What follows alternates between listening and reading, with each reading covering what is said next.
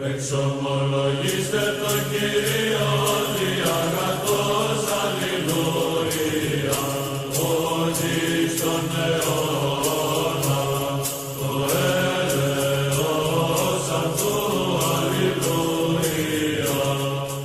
Any questions? Go on, sir. You know, at the current state that we're going in Britain, with the amount of people that are reproducing and stuff, Britain believes in free laws. Britain is going to be ruled by Sharia in like the next 20, 30 years. You know that, right? Okay. So I'm going to. I'm saying based on statistics. I'm going to. Yeah, that's fine. Of Christians having kids. Yeah, I'm going to reply to that very statement. So the brother. 20 years, I'd say. Longer. Longer. So, ladies and gentlemen, the brother raises a point. Here's the reason why Britain does need immigrants. Why? Right? The reason why Britain needs immigrants like JC, right, is because, ladies and gentlemen, why Anglo-Saxons like myself have given up on the family. They believe in abortion. They believe in divorce. They believe in contraception. And so, because of these immoral practices like you find in Islam, they, ladies and gentlemen, are destroying themselves. And for that reason, we do need immigrants in the UK, ladies and gentlemen. And the brother raises a point. Demographically, if something does not change, by 2070, I would say, we're going to see cities and areas in the UK that are being dominated by Sharia. But that does not have to be our fate. If we abandon liberalism that is destroying Anglo-Saxon culture, and we recommit ourselves to the idea of the Christian family, and, ladies and gentlemen, we filter our immigration policy to welcome good immigrants while keeping out bad immigrants, we can avoid that fate. Go on, bro. You see, in terms of you talking about immigrants and stuff, in regards to what I said, you mentioned the good points of like liberalism and abortion and contraception and all of I'm these sorry, things. I can't hear you over these guys. 1 second. With the things that you mentioned, Notice they shut up now. the good points. Yeah. So like abortion, liberalism, all of these things. This is what is stopping from like the Anglo-Saxons, as you would say, or the British people or Christians or whoever from reproducing and having enough people reproducing to where it can actually prosper, right? Society, like with British people and Christianity. But in addition to that, you also said immoral practices like they do have in Islam. Yeah. But that's a contradiction, because the point here is that in fact Islam is still rising in Britain because they are reproducing and they're not abiding to the liberalism ideology such as abortion and contraception and all of these things. Okay, so but rather Christians are like yourself, not yourself personally, but like generally Christians are they're becoming more atheists.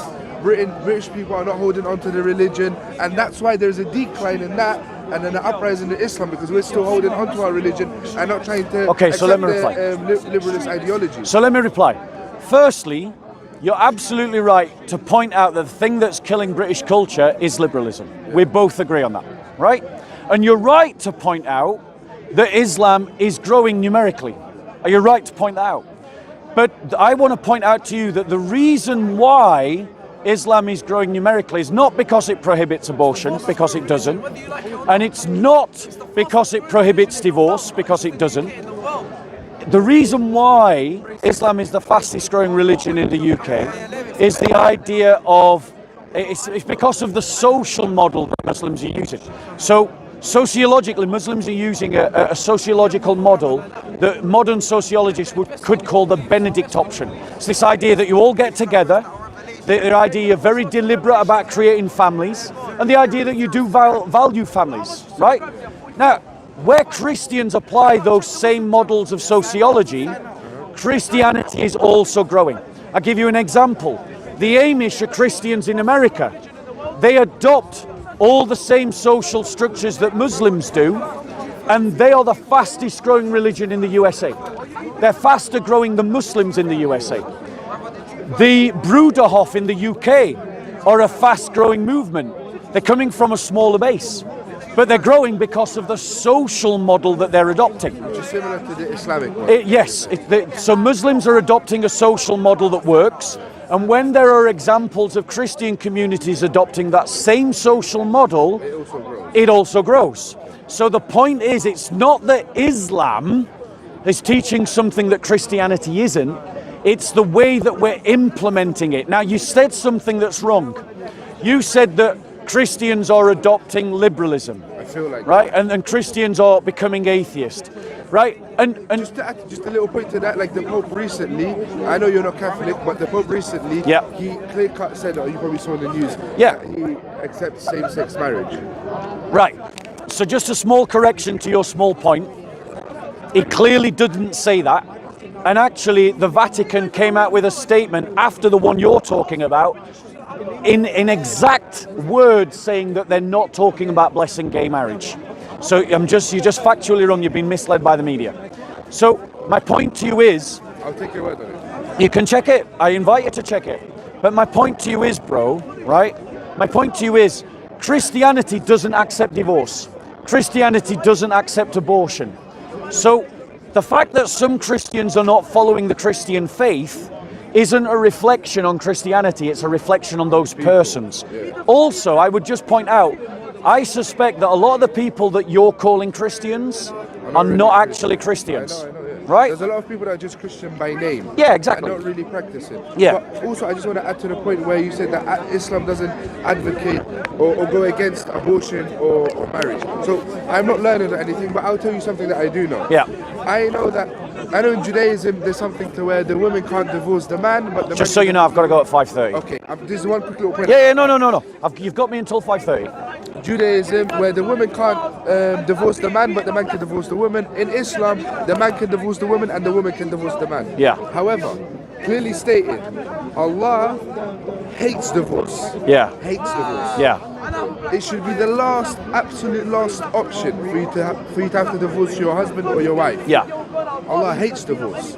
So Islam is against divorce. Now, hold on one second. second. He tells us that he hates divorce. No, if you permit something, you're not against it. Like if I say, so you're not allowed to divorce. one second. If I say that drinking alcohol is permitted, that it's acceptable, then it's not prohibited. It's not prohibited. So am I in favour of drinking alcohol or against it? Okay, so if you put it in that perspective, there's no context behind that. No, I want you to answer. No, hold on one second.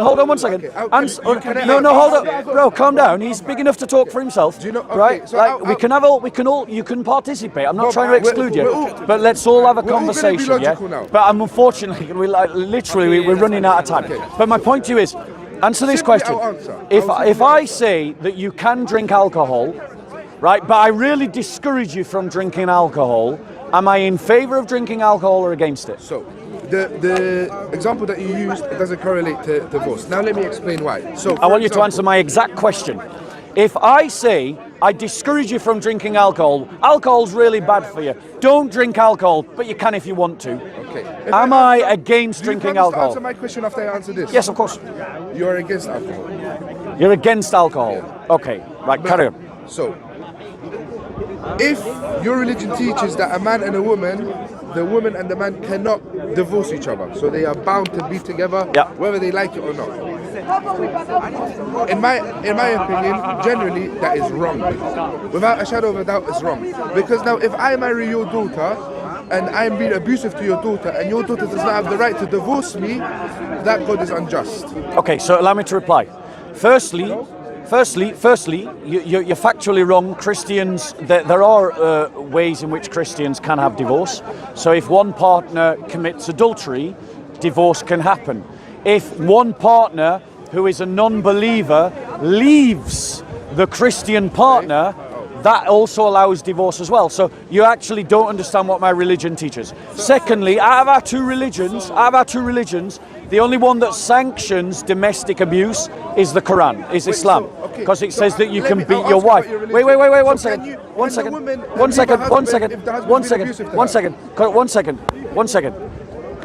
If the husband is being abusive to her, as Christians, we can't abandon that woman to abuse. So that means so they can't divorce because of abuse, but if the woman is abusing the man, sorry, my apologies, if the man is abusing the woman, then the community should protect the woman from the man, right? Personally, I'm in favour of taking the guy around the back of the bike sheds, and letting him know what it is to be hit, right? And showing him that actually hitting a woman ain't okay, and then right? Take his anger out on her just for you doing that. Right, but in Islam, it says that you can beat your woman if you suspect them of disobedience.